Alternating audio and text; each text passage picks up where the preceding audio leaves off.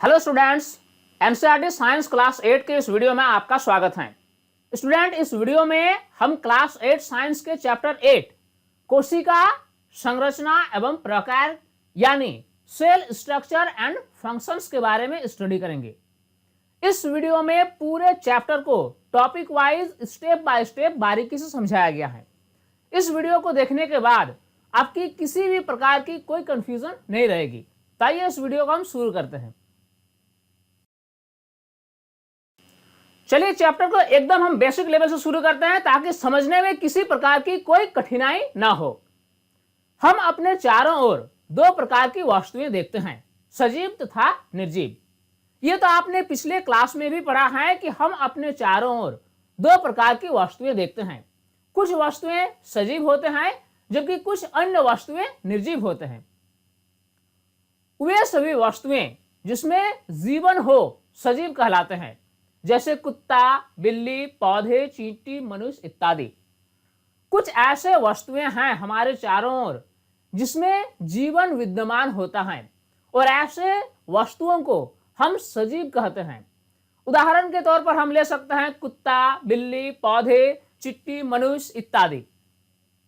ठीक वैसे ही कुछ ऐसे वस्तुएं हैं जिसमें जीवन नहीं होते हैं और वैसे वस्तुओं को निर्जीव कहा जाता है, जैसे कलम, पत्थर, टेबल, गाड़ी, ईंट इत्यादि। यानी कुल मिलाकर हम कह सकते हैं कि हम अपने चारों ओर जितने प्रकार के वस्तुएं से घिरे हुए हैं, इसमें से कुछ ऐसे वस्तुएं हैं जो सजीव होते हैं और कुछ ऐसे वस्तुएं हैं जो निर्जीव होते हैं। चलिए अब एक नजर डालते हैं सजीवों के शरीर की संरचना पर। जिस प्रकार विभिन्न ईंटों को जोड़कर एक भवन का निर्माण होता है, ठीक उसी प्रकार अनेक छोटी छोटी इकाइयों से मिलकर सजीव के शरीर बने होते हैं। तो जैसा कि हम देखते हैं कि किसी विशाल इमारत छोटी छोटी ईंटों से मिलकर बने होते हैं, ठीक वैसे ही किसी भी सजीव के शरीर का जो निर्माण होता है वह भी छोटी छोटी इकाइयों से मिलकर बने होते हैं। इन छोटी इकाई को कोशिका कहा जाता है और कोशिका को इंग्लिश में हम सेल के नाम से जानते हैं। तो इस प्रकार हम कह सकते हैं कि किसी भी सजीव का जो शरीर है वह छोटी छोटी इकाइयों से मिलकर बने होते हैं और इस छोटी इकाई को कोशिका कहा जाता है। अर्थात कोशिका जीवों की संरचनात्मक इकाई होती है। संरचनात्मक इकाई कहने का मतलब यह हुआ कि एक ऐसा इकाई जिस इकाई से मिलकर सजीव का शरीर बना होता है। तो चूंकि सजीवों का शरीर जो है वह छोटी छोटी इकाई यानी कोशिकाओं से मिलकर बने होते हैं, इसीलिए कोशिका को जीवों की संरचनात्मक इकाई कहा जाता है। कोशिकाएं इतनी छोटी होती है कि इन्हें नग्न आंखों से देखा नहीं जा सकता है। चूंकि कोशिकाएं जो हैं ये अत्यंत छोटी होती हैं, ये इतनी छोटी होती हैं कि इसके हम खाली आंखों से देख नहीं सकते हैं। कोशिकाओं को देखने के लिए एक विशेष प्रकार के यंत्र का उपयोग किया जाता है और उस यंत्र का नाम है सूक्ष्मदर्शी, जिससे इंग्लिश में माइक्रोस्कोप कहा जाता है। यानी अगर आप कोशिकाओं को देखना चाहते हैं तो आप खाली आंखों से कोशिकाओं को नहीं देख पाएंगे। कोशिकाओं को देखने के लिए आपको सूक्ष्मदर्शी यानी माइक्रोस्कोप का सहारा लेना होगा। कोशिका की खोज। अब आइए हम देखते हैं कि सबसे पहले इस दुनिया में पता कौन लगाया कि कोशिका नाम की भी कुछ चीज होती है। 1665 में रॉबर्ट हुक ने कॉर्क के स्लाइस का सामान्य सूक्ष्मदर्शी की सहायता से अवलोकन किया। 1665 में रॉबर्ट हुक नामक एक वैज्ञानिक ने कॉर्क के पतले पतले स्लाइस काटे और इस स्लाइस को जब सामान्य सूक्ष्मदर्शी की सहायता से उन्होंने देखा तो कुछ अलग तरह की चीज उन्हें दिखाई दिया। उन्होंने कॉर्क की स्लाइस में अनेक विभाजित बक्से देखे। तो जब उन्होंने कॉर्क के स्लाइस को सामान्य सूक्ष्मदर्शी की मदद से देखा तो उन्होंने देखा कि स्लाइस में अनेक छोटे छोटे बॉक्स बने हुए हैं और ये बॉक्स एक दूसरे से विभाजित हैं। ये बक्से मधुमक्खी के छत्ते के समान दिखाई दिए। रॉबर्ट हुक को ये बक्से जो हैं ठीक वैसे ही दिखाई दिए जिस प्रकार मधुमक्खी के छत्ते में बॉक्स बने होते हैं। अब उन्होंने किस तरह के देखे, अब हम इसको आगे चित्र के जरिए समझने की कोशिश करेंगे। रॉबर्ट हुक ने जब कॉर्क की पतली पतली स्लाइसों को काटकर सामान्य सूक्ष्मदर्शी द्वारा उसका अवलोकन किया तो उन्होंने छोटी छोटी बॉक्स जैसी संरचनाएं देखी। तो इस प्रकार उन्होंने देखा कि एक बॉक्स जो है वो दूसरे बॉक्स से एक दीवार द्वारा विभाजित है। तो इस प्रकार की संरचनाएं रॉबर्ट हुक ने देखी। एक पॉइंट यहां क्लियर कर देना चाहते हैं कि कॉर्क जो होती हैं वह पेड़ों की छालों से प्राप्त होती हैं। तो इस प्रकार हम कह सकते हैं कि उन्होंने देखा कि एक बॉक्स दूसरे से एक दीवार द्वारा अलग होता है। रॉबर्ट हुक ने प्रत्येक कोष्ठ यानी बॉक्स को कोशिका का नाम दिया।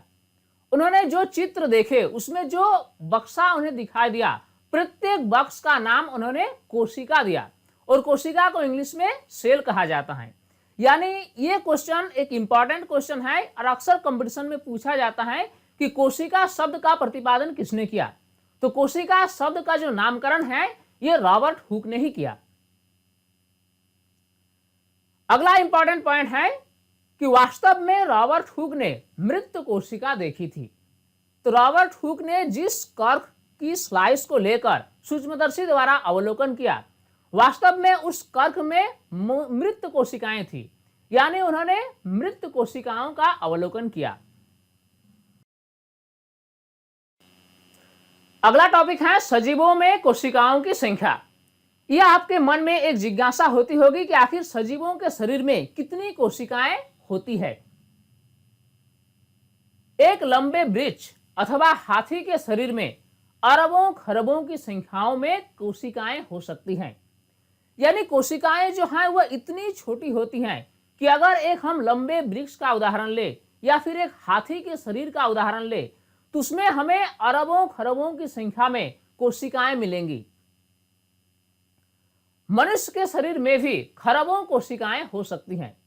अगर हम एक मनुष्य का उदाहरण ले लें तो मनुष्य के शरीर में खरबों की संख्या में कोशिकाएं हो सकती हैं। और यह बात बताने की जरूरत नहीं है कि एक खरब या एक अरब क्या होती हैं। अगर 100 करोड़ को मिला देंगे तो 1 अरब हो जाएगा। ठीक इसी प्रकार अगर 100 अरब को मिलाएंगे तो 1 खरब हो जाएगा।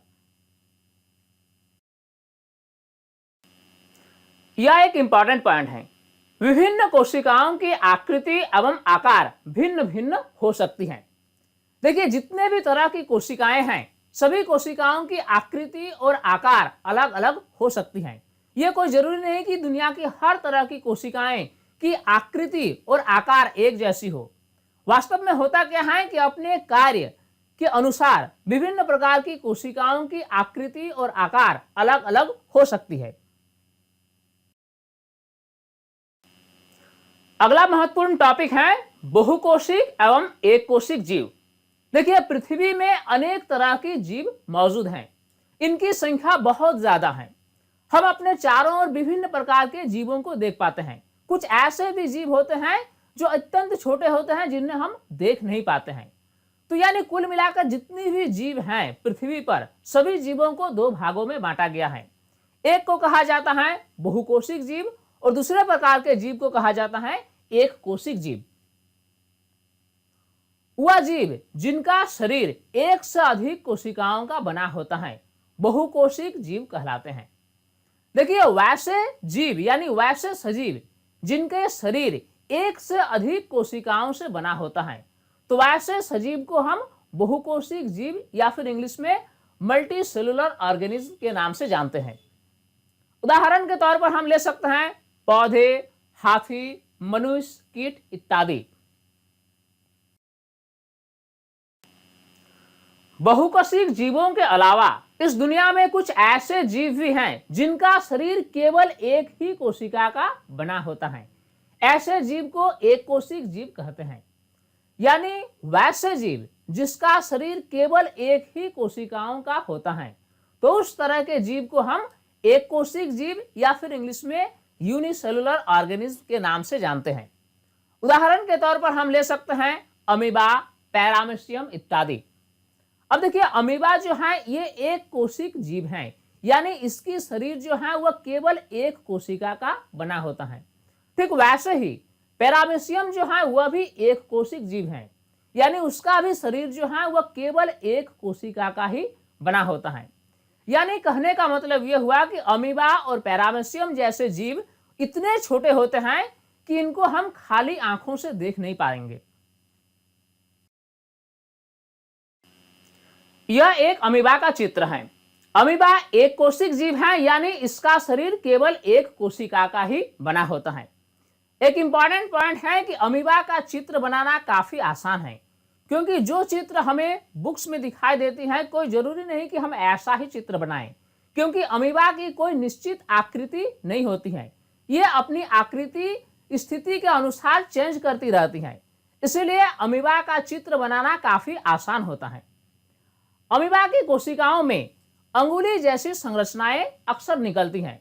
इस तरह की संरचनाओं को पादाब के नाम से जाना जाता है। अमीबा कोशिका के बीचों बीच एक गोलाकार संरचनाएं दिखाई देती हैं, जिससे केंद्रक के नाम से जाना जाता है। अमीबा जो है ये एक कोशिक जीव है जो कि तालाब के पानी में मिलता है। यह चित्र पैरामीशियम का है। पैरामीशियम एक कोशिक जीव है जिसका शरीर केवल एक ही कोशिका का बना होता है। जिस प्रकार अमीबा एक कोशिक जीव है, ठीक वैसे ही पैरामीशियम भी एक कोशिक जीव है।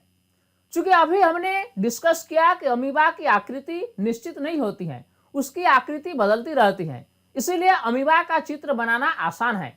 लेकिन पैरामीशियम का चित्र ठीक आपको वैसे ही बनाना होगा जैसा कि दिखाया जाता है, क्योंकि पैरामीशियम की आकृति निश्चित होती है, इसकी आकृति बदलती नहीं है। और दूसरा इंपॉर्टेंट पॉइंट कि पैरामीशियम भी तालाब के जल में ही पाया जाता है। कोशिका की आकृति, आइए देखते हैं कि कोशिका की आकृति क्या होती है। अमीबा की कोई सुनिश्चित आकृति नहीं होती है। यह तो हमने पहले ही डिस्कस किया कि अमीबा एक ऐसा एक कोशिक जीव है जिसकी कोई निश्चित आकृति नहीं होती है। स्थिति के अनुसार उसकी आकृति में बदलाव होते रहता है। यह अपनी आकृति बदलता रहता है।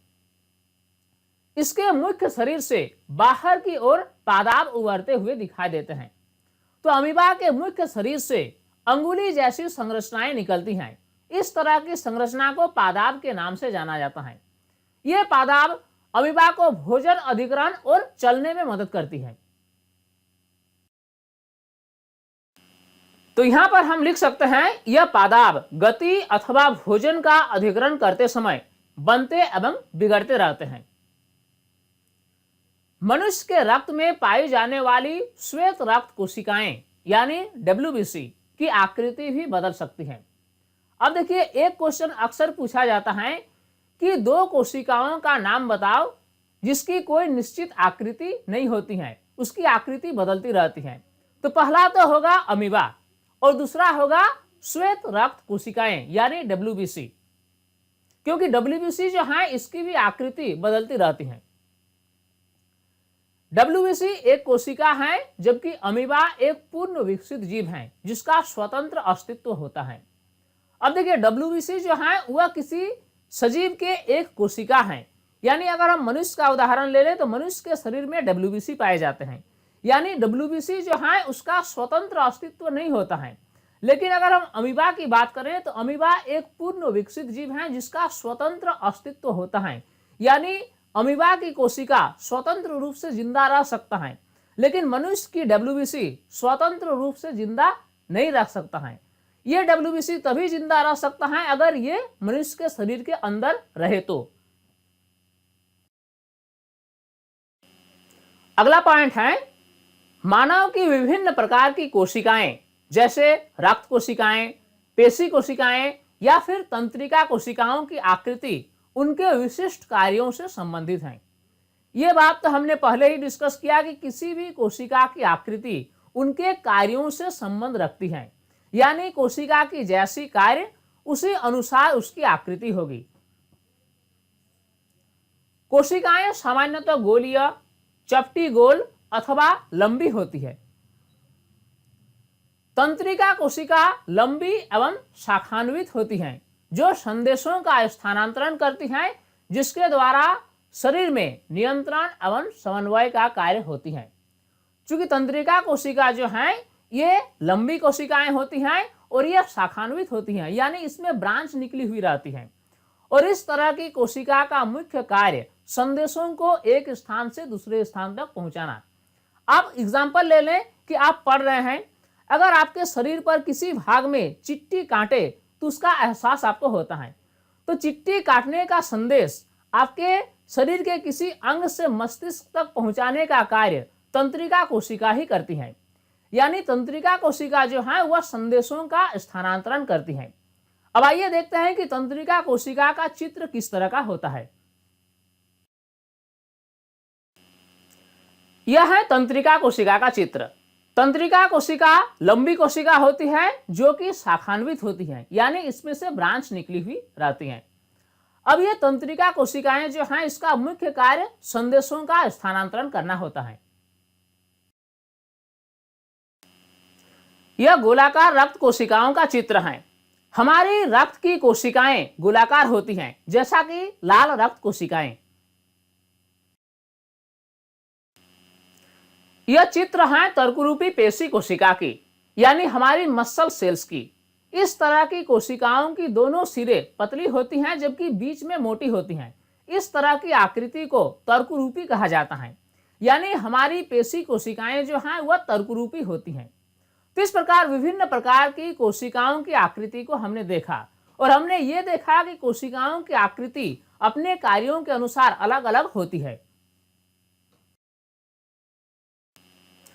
अगला टॉपिक है कोशिका का साइज। अभी हमने कोशिका की आकृति के बारे में पढ़ा, यानी कोशिकाएं किस आकृति की होती हैं। अब हम पढ़ेंगे कि कोशिकाओं की साइज क्या है, यानी कितनी बड़ी या कितनी छोटी होती है। सजीवों में कोशिका का साइज 1 मीटर का 10 लाखवें भाग के बराबर हो सकता है। अब देखिए, इसी बात से आप अंदाजा लगा सकते हैं कि ये कोशिका कितनी छोटी होती होगी।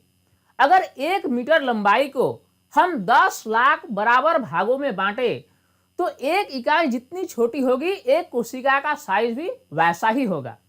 यानी 1 मीटर का 10 लाखवें भाग के बराबर का साइज होगा कोशिका का। अर्थात इसकी साइज को माइक्रोमीटर यानी माइक्रोन में व्यक्त किया जाता है।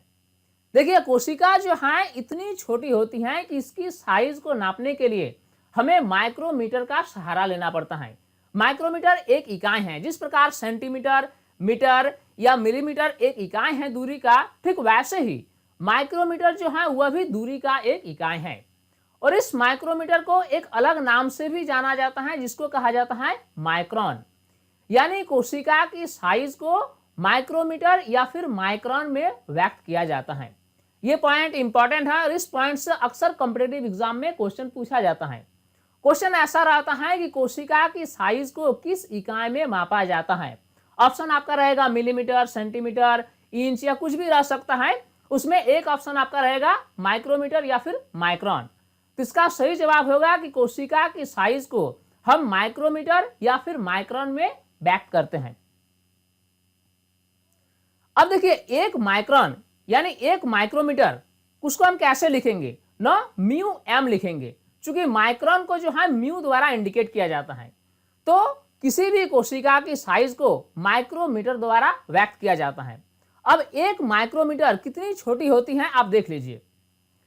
1 मीटर को अगर हम 10 लाख से भागा दें तो वह 1 माइक्रोमीटर के बराबर होगा।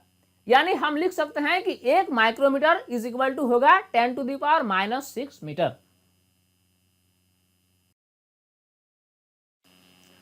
नेक्स्ट पॉइंट है, कुछ कोशिकाओं का साइज कुछ सेंटीमीटर लंबा हो सकता है। अभी तक हमने पढ़ा कि कोशिकाएं अत्यंत छोटी होती हैं और ये इतनी छोटी होती हैं जिससे हम नग्न आंखों से देख नहीं सकते। लेकिन कुछ कोशिकाएं लंबी होती हैं, वे इतनी लंबी होती हैं कि इससे हम सेंटीमीटर में नापते हैं, जैसा कि तंत्रिका कोशिकाएं। तंत्रिका कोशिकाएं ये काफी लंबी लंबी कोशिकाएं होती हैं और इसकी लंबाई को सेंटीमीटर में नापा जाता है। इस प्रकार इन सभी कोशिकाओं को हम नग्न आंखों से आसानी से देख सकते हैं क्योंकि इनकी लंबाई बहुत अधिक होती है। मुर्गी का अंडा भी एकल कोशिका है, परंतु इसका साइज बड़ा होने के कारण इससे हम आसानी से देख पाते हैं। आपने मुर्गी का अंडा देखा होगा। अब ये मुर्गी का अंडा जो है ये भी एकल कोशिका है, यानी यह एक कोशिका का बना होता है। तो देखिए ये कोशिकाएं जो हैं ये इतनी बड़ी होती हैं कि इससे हम आसानी से खाली आंखों से देख सकते हैं। यानी मुर्गी का अंडा जो है वह कोशिकाओं का समूह नहीं है, बल्कि वह सिंगल कोशिका है, सिंगल सेल है। अगला इंपॉर्टेंट पॉइंट है, दुनिया की सबसे बड़ी कोशिका शुतुरमुर्ग का अंडा है। यह पॉइंट से अक्सर कॉम्पिटिटिव एग्जाम में पूछा जाता है क्वेश्चन कि सबसे बड़ी कोशिका कौन सा है। तो सबसे बड़ी कोशिका जो है वह है शुतुरमुर्ग का अंडा। शुतुरमुर्ग को इंग्लिश में ऑस्ट्रिच के नाम से जाना जाता है। एक महत्वपूर्ण जानकारी, अब यहां पर एक हम महत्वपूर्ण जानकारी लेने वाले हैं। किसी कोशिका के साइज का संबंध किसी पौधे अथवा जंतु के साइज से नहीं होता है। देखिए किसी भी कोशिका की जो साइज होगी, जो आकार होगी, वह पौधे या फिर जंतु के साइज से उसका कोई संबंध नहीं होगा। एग्जाम्पल के तौर पर हम ले सकते हैं कि ऐसा बिल्कुल भी आवश्यक नहीं है कि हाथी की कोशिकाएं चूहे की कोशिकाओं से बहुत अधिक बड़ी हो। देखिए हाथी बहुत बड़ी जानवर है और चूहा एक छोटा जानवर है। इसका मतलब ये नहीं है कि हाथी की कोशिकाएं बड़ी होगी और चूहे की कोशिकाएं छोटी होगी, ऐसा आवश्यक नहीं है। कोशिका का साइज का संबंध उसके प्रकार से है, यानी किसी भी कोशिका की साइज क्या होगी ये इस बात पर निर्भर करती है कि उस तरह की कोशिका का क्या कार्य है। यानी कोशिका की आकृति या फिर आकार उसके कार्य के अनुसार होती हैं। अब हमारा अगला टॉपिक है कोशिका के भाग। कोशिका के कौन कौन से भाग होते हैं? मुख्य रूप से कोशिका के 3 भाग होते हैं। पहला है कोशिका झिल्ली, दूसरा है केंद्रक और तीसरा है कोशिका द्रव्य। अब हम विस्तार से समझेंगे कि कोशिका झिल्ली, केंद्रक और कोशिका द्रव्य क्या होती हैं। यह जंतु कोशिका का एक नमूना चित्र है। इस चित्र के जरिए हम समझेंगे कि कोशिका झिल्ली, केंद्रक और कोशिका द्रव्य क्या होती हैं। किसी भी कोशिका की बाहरी झिल्ली को कोशिका झिल्ली के नाम से जाना जाता है और इस कोशिका के केंद्र में एक गोलाकार संरचना होती है जिससे हम केंद्रक कहते हैं। अब ये केंद्रक और कोशिका झिल्ली के बीच जेली टाइप के एक पदार्थ होती है जिससे कोशिका द्रव्य के नाम से जाना जाता है और इसी कोशिका द्रव्य में अनेक प्रकार की छोटी छोटी संरचनाएं जैसे कि माइटोकॉन्ड्रिया, क्लोरोप्लास्ट, गोल्गी काई, राइबोसोम इत्यादि पाया जाता है। तो इस प्रकार इस चित्र के जरिए हमने ये समझने की कोशिश की कि कोशिका झिल्ली क्या है, केंद्रक क्या है और कोशिका द्रव्य क्या होता है। अब हम कोशिका झिल्ली से संबंधित कुछ महत्वपूर्ण बिंदुओं को नोट करेंगे। पहला पॉइंट यह है कि कोशिका को घेरने वाली बाहरी झिल्ली को कोशिका झिल्ली कहते हैं। कोशिका झिल्ली को हम इंग्लिश में सेल मेम्ब्रेन के नाम से जानते हैं। इससे प्लाज्मा झिल्ली के नाम से भी जाना जाता है। कोशिका झिल्ली को प्लाज्मा झिल्ली भी कहा जाता है। यह सरंध्र होती हैं और आवश्यक पदार्थों का कोशिका के अंदर बाहर आवागमन होता रहता है। अब ये जो कोशिका झिल्ली हैं ये सरंध्र होती हैं, यानी इसमें छोटी छोटी रंध्र होती हैं, छोटी छोटी छिद्र होती हैं और इसी छिद्र के जरिए आवश्यक पदार्थों का अंदर या बाहर की ओर आवागमन होता है ताकि कोशिकाओं को अपनी कार्य करने में कोई परेशानी न हो। अगला पॉइंट है कोशिका झिल्ली कोशिका को आकार प्रदान करती है। अब ये कोशिका झिल्ली जो है ये सबसे बाहरी आवरण होता है, इसीलिए ये कुछ हद तक कोशिका को मजबूती प्रदान करती है। यानी अगर कहा जाए तो ये प्लाज्मा झिल्ली कोशिका को आकार प्रदान करती है। अब हम केंद्रक के संबंध में कुछ महत्वपूर्ण बिंदुओं को नोट करेंगे।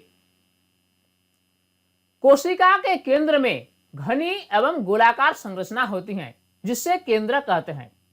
किसी भी कोशिका के केंद्र में एक गोलाकार संरचना पाई जाती है और इसी संरचना को केंद्रक के नाम से जाना जाता है। इससे हम इंग्लिश में न्यूक्लियस कहते हैं। केंद्रक भी एक विशेष प्रकार की झिल्ली से घिरी होती है जिससे केंद्रक झिल्ली कहते हैं। चूंकि अभी हमने पढ़ा कि कोशिका की बाहरी परत जो है वह एक झिल्ली होती है, जिससे हम कोशिका झिल्ली कहते हैं। तो कोशिका झिल्ली की तरह ही केंद्रक भी एक झिल्ली से घिरी हुई रहती है और इस झिल्ली को हम केंद्रक झिल्ली के नाम से जानते हैं। अब आइए चित्र के जरिए हम इसको समझने की कोशिश करते हैं कि केंद्रक झिल्ली कहां पाई जाती है। यह जंतु कोशिका का एक नमूना चित्र है। तो हम जानते हैं कि किसी भी कोशिका के केंद्र में एक गोलाकार संरचना होती है, जिससे हम केंद्रक कहते हैं। अब ये केंद्रक जो है ये एक झिल्ली से घिरी हुई रहती है। जिस प्रकार कोशिका की बाहरी सतह एक झिल्ली से घिरी हुई रहती है, ठीक वैसे ही केंद्रक की बाहरी सतह भी एक झिल्ली से घिरी हुई रहती है। इस झिल्ली को हम कहते हैं केंद्रक झिल्ली। एक पॉइंट इंपॉर्टेंट है कि कुछ कोशिकाएं में ये झिल्ली पाई जाती है और कुछ कोशिकाओं में ये केंद्रक झिल्ली नहीं पाई जाती है, जिसके बारे में डिस्कशन हम इसी वीडियो में आगे करेंगे। केंद्रक के संबंध में अगला महत्वपूर्ण पॉइंट जो है वो ये है कि किसी कोशिका के संपूर्ण कार्यों का नियंत्रण केंद्रक ही करती है। जिस प्रकार कहा जाता है कि मनुष्य के शरीर के सभी कार्यों का नियंत्रण उसकी मस्तिष्क करती है, ठीक वैसे ही किसी भी कोशिका के संपूर्ण कार्यों का नियंत्रण उस कोशिका की केंद्रक करती है। नेक्स्ट है कोशिका द्रव्य। कोशिका झिल्ली और केंद्रक के बीच जेली जैसा पदार्थ होता है, जिससे कोशिका द्रव्य यानी साइटोप्लाज्म कहा जाता है। तो किसी भी कोशिका के कोशिका झिल्ली और केंद्रक के बीच जेली जैसा पदार्थ होता है और इसी जेली जैसा पदार्थ को ही कोशिका द्रव्य कहा जाता है। इंग्लिश में इसे हम साइटोप्लाज्म के नाम से जानते हैं। इस कोशिका द्रव्य में अनेक छोटी छोटी संरचनाएं पाई जाती हैं, जैसे माइटोकॉन्ड्रिया, गोल्गी, राइबोसोम इत्यादि। अब इसी कोशिका द्रव्य में अनेक छोटी छोटी संरचनाएं जैसा कि माइटोकॉन्ड्रिया, गोल्गी या राइबोसोम इत्यादि पाया जाता है। इन संरचनाओं को कोशिकांग यानी सेल ऑर्गेनेल्स कहते हैं। यानी किसी भी कोशिका द्रव्य में जो छोटी छोटी संरचनाएं जैसे कि माइटोकॉन्ड्रिया, गोल्गी, राइबोसोम इत्यादि जो पाया जाता है, तो इन सभी संरचनाओं को कोशिकांग कहते हैं। इंग्लिश में इससे हम सेल ऑर्गेनेल्स कहते हैं। अगला इंपॉर्टेंट टॉपिक है पादप कोशिका में कोशिका भित्ति, यानी वैसे कोशिकाएं जो पौधों की होती हैं, यानी पादप कोशिकाएं। पादप कोशिकाओं में एक विशेष प्रकार की संरचना पाई जाती है, जिससे कोशिका भित्ति कहा जाता है। पौधों की कोशिकाओं में कोशिका झिल्ली के अतिरिक्त एक बाहरी मोटी परत होती है, जिससे कोशिका भित्ति कहते हैं। तो पौधों की जो कोशिकाएं होती हैं, इसमें कोशिका झिल्ली के अलावा एक मोटी परत होती है, यानी कोशिका झिल्ली के बाहर एक मोटी परत होती है और इसी मोटी परत को कोशिका भित्ति कहा जाता है। इंग्लिश में इससे हम सेल वॉल कहते हैं। अब आइए इसको हम चित्र के जरिए समझने की कोशिश करते हैं। यह पादप कोशिका का एक नमूना चित्र है। चूंकि अब तक के डिस्कशन में हमने देखा कि कोशिका के 3 पार्ट होते हैं। पहला है कोशिका झिल्ली, दूसरा है केंद्रक और तीसरा है कोशिका द्रव्य। लेकिन पादप कोशिका में एक विशेष प्रकार की संरचना पाई जाती है, यानी कोशिका झिल्ली के बाहर एक मोटी परत पाई जाती है, जिससे कोशिका भित्ति के नाम से जाना जाता है। अब यह पादप कोशिका में जो केंद्रक होती है वह केंद्र में न रहकर एक साइड में होती है। कारण क्या है कि कोशिका में यानी पादप कोशिका में एक बड़ी सी रिक्तिका होती है, जो कि लवण का जलीय विलयन से भरा होता है। यानी इसकी जो केंद्रक होती है वह केंद्र में न रहकर बगल में रहती है और इस कोशिका के बीचों बीच एक रिक्तिका होती है और इस रिक्तिका में लवण का जलीय विलयन भरा रहता है। इस प्रकार हमने देखा कि पादप कोशिका में कोशिका भित्ति पाई जाती है, जबकि जंतु कोशिका में कोशिका भित्ति नहीं पाया जाता है। जीवाणु कोशिका में भी कोशिका भित्ति पाई जाती है। जिस प्रकार पौधों की कोशिका में कोशिका भित्ति होती है, ठीक वैसे ही जीवाणु की कोशिका में भी कोशिका भित्ति पाई जाती है, जबकि जंतु कोशिका में कोशिका भित्ति नहीं पाई जाती है। अगला महत्वपूर्ण टॉपिक है प्रोकैरियोटिक एवं यूकैरियोटिक कोशिका।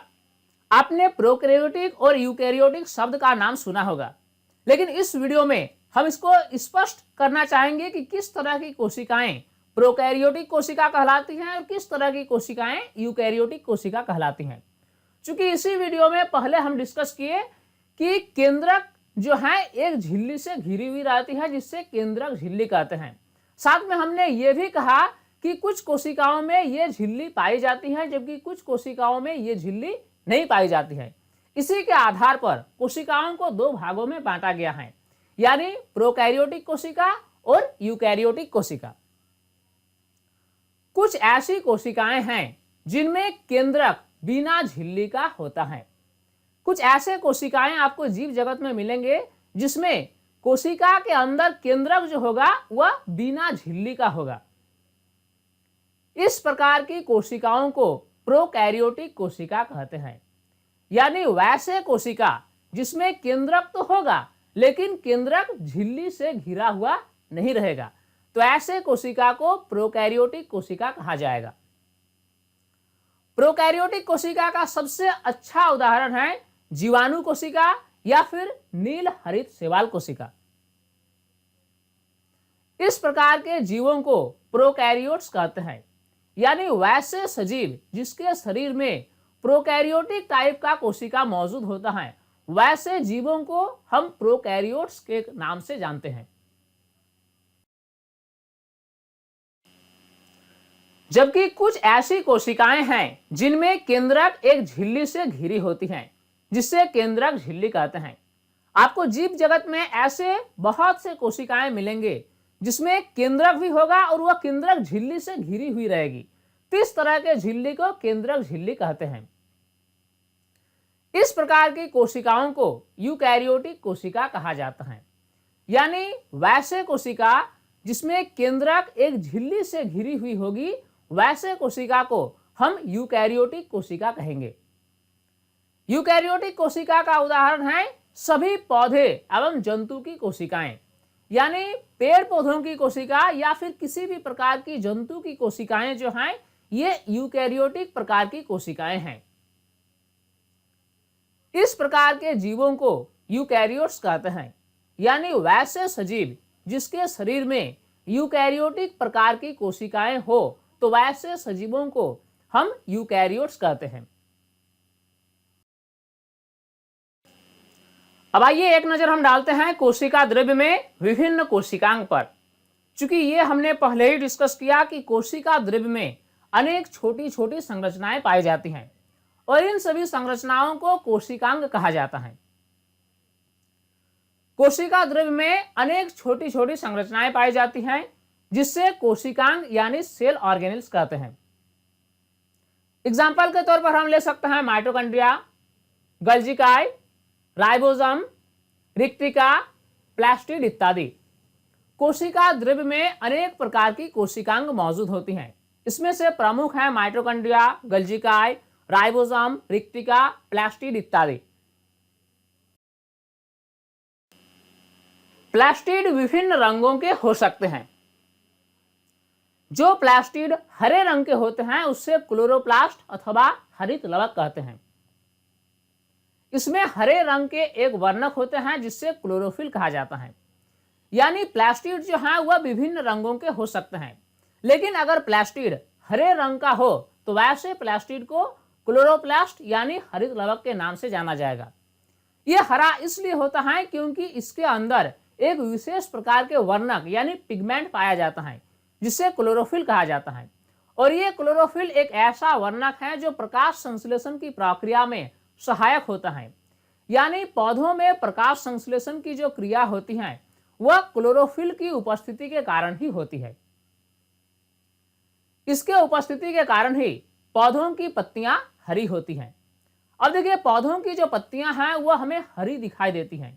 इसका कारण यह है कि पौधों की कोशिकाओं में क्लोरोप्लास्ट पाया जाता है और ये क्लोरोप्लास्ट के अंदर क्लोरोफिल होता है। जिसके कारण पौधों की पत्तियां हरी दिखाई देती हैं। अब हमारा अगला टॉपिक है पादप एवं जंतु कोशिकाओं में समानता, यानी दोनों प्रकार की कोशिकाओं में क्या क्या समानता है इसके बारे में हम जानेंगे। चलिए, एक तरफ हम लिखते हैं पादप कोशिका और एक तरफ जंतु कोशिका। पहला जो समानता है वो ये है कि पादप कोशिका में भी कोशिका झिल्ली उपस्थित होता है और जंतु कोशिका में भी कोशिका झिल्ली उपस्थित होता है। ये पहली समानता है। नेक्स्ट है कि पादप कोशिका में भी केंद्रक उपस्थित होता है और जंतु कोशिका में भी केंद्रक उपस्थित होता है। इसी प्रकार पादप कोशिका में भी कोशिका द्रव्य उपस्थित होता है और जंतु कोशिका में भी कोशिका द्रव्य उपस्थित होता है। इस प्रकार पादप कोशिका और जंतु कोशिकाओं में क्या क्या समानता है इसके बारे में हमने नोट करने की कोशिश किया।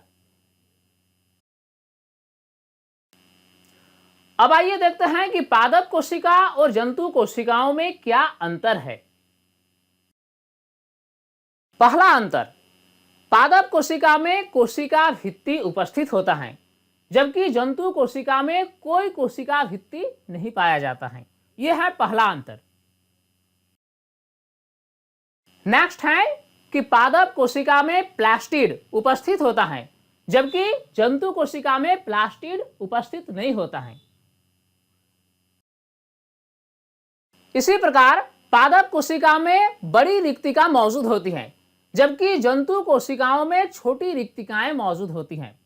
देखिए, पादप कोशिका में क्या होता है कि एक बड़ी सी रिक्तिका होती है, लेकिन जंतु कोशिकाओं में भी रिक्तिकाएं होती हैं, लेकिन ये छोटी छोटी होती हैं और एक से अधिक होती हैं। तो इस प्रकार पादप कोशिका और जंतु कोशिका में क्या अंतर है इसके बारे में हमने नोट करने की कोशिश किया। नेक्स्ट टॉपिक है गुणसूत्र एवं जीन। केंद्रक में धागे के समान संरचनाएं होती हैं जो कोशिका विभाजन के समय दिखाई देती हैं। अब देखिए, केंद्रक में धागे जैसी संरचनाएं दिखाई देती हैं, लेकिन ये संरचनाएं कब दिखाई देती हैं? न जब कोशिका विभाजन करती हैं। दूसरे समय ये संरचनाएं दिखाई नहीं देती हैं। कोशिका विभाजन के समय ही इस तरह की संरचनाएं दिखाई देती है। इन संरचनाओं को क्रोमोसोम अथवा गुणसूत्र कहते हैं। तो इस तरह की धागे जैसी जो संरचनाएं हैं इसे क्रोमोसोम या फिर गुणसूत्र कहा जाता है। गुणसूत्र जीन के धारक हैं तथा आनुवंशिक गुणों अथवा लक्षणों को जनक से अगली पीढ़ी में स्थानांतरित करती हैं। अब देखिए, ये जो गुणसूत्र हैं इसका काम ये है कि इसमें जीन पाया जाता है, और जीन जो है वह एक आनुवंशिक पदार्थ है जो लक्षणों को एक पीढ़ी से दूसरे पीढ़ी तक पहुंचाती है। ऐसा देखा गया है कि माता पिता के कुछ लक्षण उनके बच्चों में दिखाई दे सकते हैं, जैसे आंखों का रंग या बालों की स्टाइल इत्यादि। इस प्रकार जीन एक आनुवंशिक इकाई है। तो इस प्रकार इस वीडियो में हमने पूरे चैप्टर को बारीकी से समझने की कोशिश किया। तो स्टूडेंट्स, उम्मीद करता हूं यह वीडियो आपके लिए काफी हेल्पफुल होगी और इस वीडियो से आपने काफी कुछ सीखा होगा। यह वीडियो आपको कैसा लगा आप कमेंट सेक्शन में हमें जरूर बताएं, और अगर अभी तक इस वीडियो को आपने लाइक नहीं किया तो लाइक जरूर कर दें, क्योंकि आपकी लाइक से ही हमें इंस्पायरेशन मिलती है आपके लिए नई नई वीडियोस बनाने की। अगर अभी तक आप हमारे यूट्यूब चैनल साइंस प्लेटफॉर्म को सब्सक्राइब नहीं किया है तो इससे अभी सब्सक्राइब कर लें, साथ में नोटिफिकेशन बेल को ऑन करके ऑल पर सिलेक्ट कर लें, ताकि हर नई वीडियोस की अपडेट्स आप तक आसानी से पहुंच सके। स्टूडेंट्स, तब तक के लिए बाय।